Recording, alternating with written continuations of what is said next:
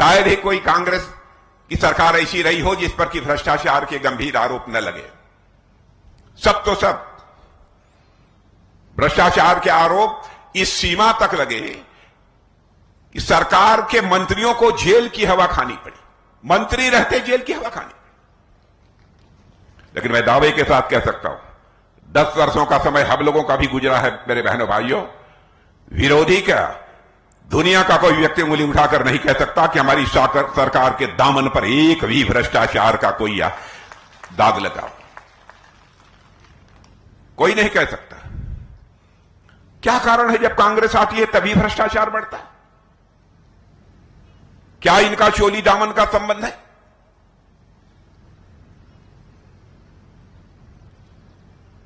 मैंने एक फिल्म देखी थी बचपन में, पता नहीं आप लोगों ने देखी है, देखते हैं कि नहीं देखे हैं।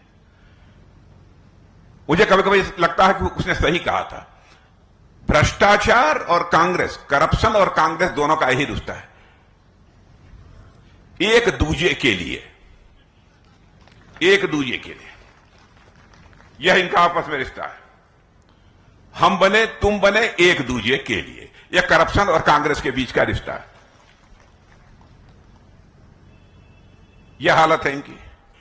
एक फिल्म शायद आप लोगों ने देखी होगी, उस फिल्म का नाम था मैंने प्यार किया। कितने लोगों ने देखा? देखा है नौजवानों ने? क्या सबने देखा है। तो उसमें गाना है, आपको याद होगा, और गाना है, आजा शाम होने आई, मौसम ने ली अंगड़ाई, तू चल मैं आई।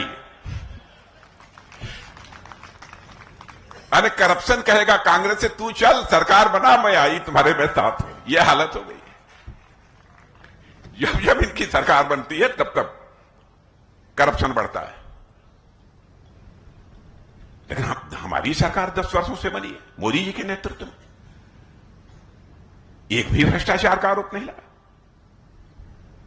और मैं दावे के साथ कह सकता हूं, सरकार कैसे चलाई जाती है इसकी कला यदि किसी के पास है इस हिंदुस्तान की राजनीति में, तो भारतीय जनता पार्टी के पास है मेरे बहनों भाई।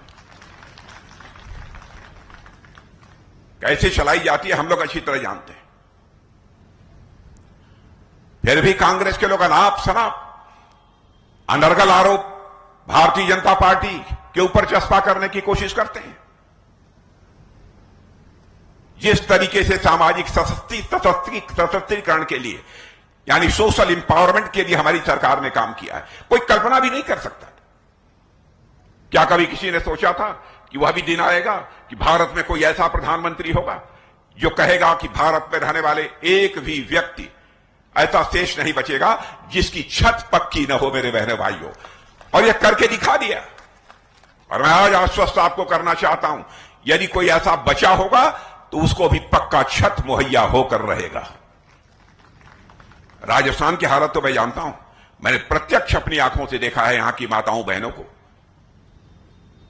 पानी लेने के लिए मीलों दूर जाना पड़ता था। घड़े पर घड़ा भरा हुआ पानी लेकर आते हुए राजस्थान की माताओं बहनों को हमने देखा। पहली बार किसी संवेदनशील प्रधानमंत्री ने यह सोचा है कि हिंदुस्तान का एक भी घर शेष नहीं बचना चाहिए जिस घर में नल के माध्यम से जल न पहुंच जाए।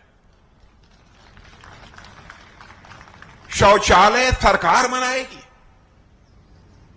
जब यह फैसला लेने के बाद इसकी घोषणा हुई तो कांग्रेस के लोग कह रहे थे, अब आप लोग शौचालय बनवाने के लिए आए हैं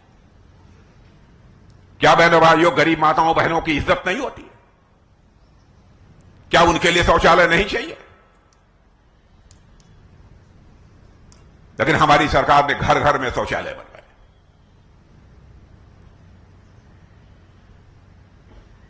हमने हर गरीब की चिंता की है, क्योंकि हम यह मानते हैं जब तक हर व्यक्ति गरीबी से मुक्त नहीं होगा तब तक हम भारत को जैसा सशक्त भारत बनाना चाहते हैं वैसा सशक्त भारत बनाने का स्वप्न भी हमारा किसी भी सूरत में साकार नहीं हो सकता। कई कदम ऐसे उठाए। किसानों का जहां तक प्रश्न है, किसानों को 6,000 रुपए की आर्थिक सहायता दी जा रही है प्रतिवर्ष। क्या किसानों की बहुत सारी न्यूनतम आवश्यकताएं उसके कारण पूरी नहीं होती हैं? कभी केवल एक बोरी खाद के लिए उसकी फसल जितनी खेत में पैदा होनी चाहिए वो नहीं पैदा हो पाती थी, उसकी कमी के कारण। कम से कम यह तो पूरा कर लेगा, बीज तो कम से कम खरीद लेगा। छोटी छोटी बातों का ध्यान यदि पहली बार किसी ने किया है तो बहनों भाइयों यह हमारी सरकार ने किया है। फिर भी यह कांग्रेस को रास नहीं आ रहा है, यह बात उनको समझ में नहीं आती है। और जहां भी हम लोगों ने कदम रखा है, अरे धरती की बात तो छोड़ो, आप चांद पर पहुंच गए मेरे बहनों भाइयों, हम लोग चांद पर पहुंच गए। हमारा चंद्रयान-3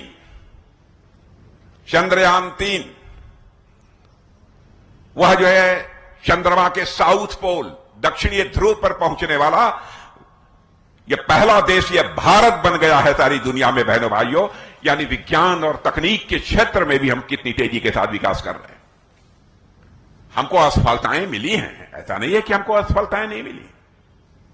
मुझे याद है कि हमारे वैज्ञानिक जब चंद्रयान-2 को चंद्रमा पर भेजना चाहते थे, उसकी लैंडिंग कराना चाहते थे लैंडर की, तो वह कामयाबी नहीं मिल पाई। आपको आश्चर्य होगा कि हमारे सारे वैज्ञानिकों के आंख आंसुओं से डबडबा गए। एक स्थान पर तो मिसाइल का परीक्षण हो रहा था, मिसाइल का उस सेंटर पर रक्षा मंत्री होने के नाते मैं गया था यह देखने कि यह हमारा सफल कार्यक्रम होता है कि नहीं होता है। बहनों भाइयों, लगभग 150, 200, 250 वैज्ञानिक उस प्रयोगशाला में, उस लैबोरेटरी में बैठे हुए थे। और जो ही वह मिसाइल छोड़ा गया, सफलतापूर्वक वह आगे बढ़ता जा रहा था।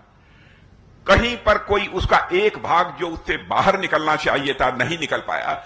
उस समय का दृश्य मैंने देखा कि हमारे सारे वैज्ञानिकों के आंख आंसू से भर गए, आंखें डबडबा उठी, रोने लगे। घंटे 2 घंटे रुककर मुझे उन्हें सांत्वना देनी पड़ी, ढांढस देना पड़ा। ऐसे ही चंद्रयान-2 जब चंद्रमा के साउथ पोल पर नहीं पहुंच पाया तो हमारे प्रधानमंत्री ने क्षण भर की देर नहीं लगाई, वो सीधे वैज्ञानिकों के पास गए और उन्हें सीने से लगाकर उनकी पीठ थपथपाई थी। मेरे बहने भाइयों, तब जाकर हमारा यह चंद्रयान-3 चंद्रमा के चंद्रमा के साउथ पोल पर लैंड कर पाया। देश के प्रति मन के अंदर एक तड़पन होनी चाहिए, देश के लिए कुछ कर गुजरने की मन के अंदर टीस होनी चाहिए, वही इस काम को कर सकता है। यदि मैं सारी चीजों की चर्चा करूंगा तो बहुत लंबा समय लगेगा। लेकिन आप सोचते होंगे कि आप रक्षा मंत्री हैं, मुझे रक्षा के बारे में भी बतलाइए क्या होगा। अब कांग्रेस का जहां तक सवाल है, यदि हमारे यहां से सर्जिकल स्ट्राइक और एयर स्ट्राइक होती है तो उस पर भी यह सवाल या निशान खड़ा करते हैं। मैं कांग्रेस के लोगों से पूछना चाहता हूं, क्या हमारे देश के सेना के जवानों के शौर्य और पराक्रम पर आपको संदेह है? क्यों बार बार आप देश के सेना के जवानों के शौर्य और पराक्रम पर आप सवालिया निशान लगाने की कोशिश करते हैं? दुनिया के सारे देश जिस सच्चाई को स्वीकार कर रहे हैं, ये कांग्रेस के लोग मानने को तैयार नहीं।